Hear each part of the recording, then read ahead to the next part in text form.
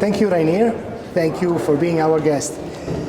You always had a peripheral or general vision of your profession. Your books also testify this.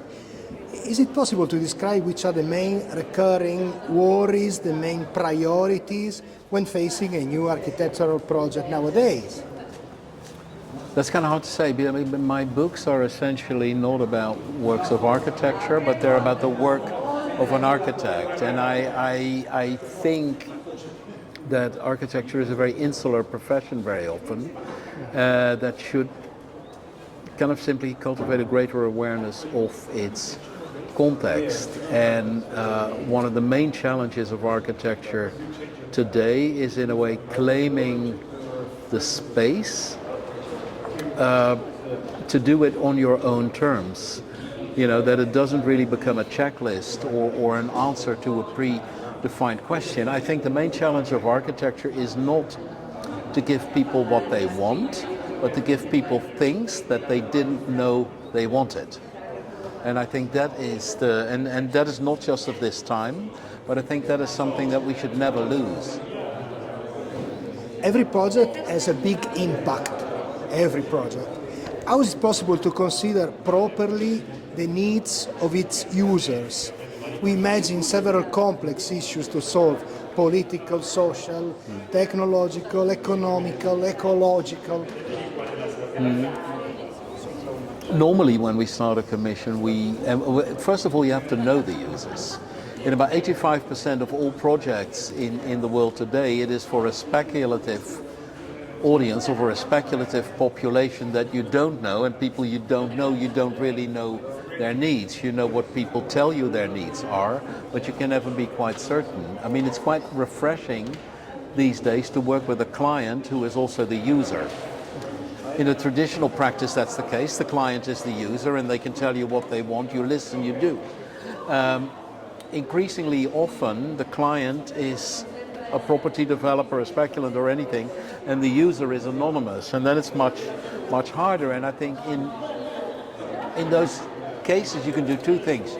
You can try and get to know the user or get to know people like the user, or you can sort of rely on your own instincts, in a way method act yourself as a user, as a human being, and you know, not do onto others what you wouldn't do onto yourself in some ways. But I think those are the two flavors you can have when you don't know the user.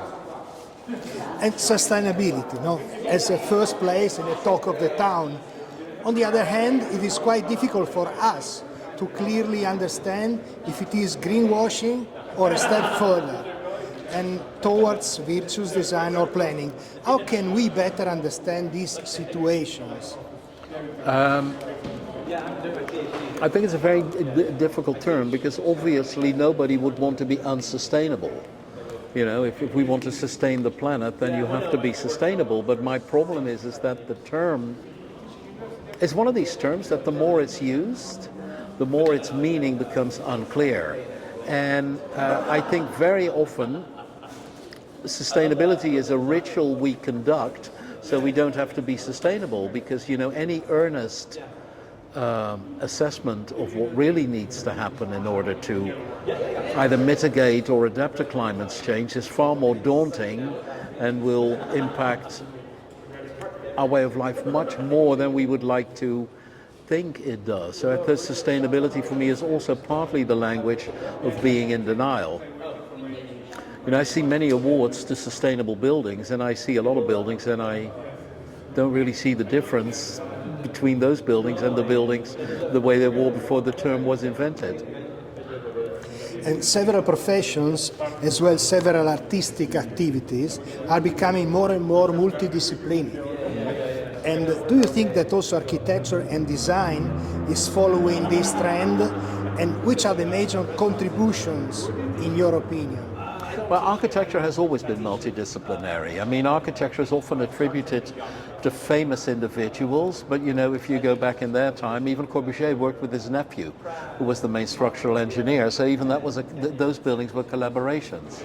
And it's very often the architect is a mediator in a large fields of discipline specialists, where often the architect knows least. He knows a little bit about a lot of things, but on every field he is in a way outwitted. So I think that is and always has been in the nature of architecture. I mean, no different than the days of Vitruvius and Alberti. And God has a master plan that only he understands, the poet says, trying to match God's master plan and humans' master plan. I mean, the general balance of our little blue planet, it is a cultural, political, technological, or philosophical matter. I don't know, I'm an atheist, so I find it very hard to talk about God in many ways.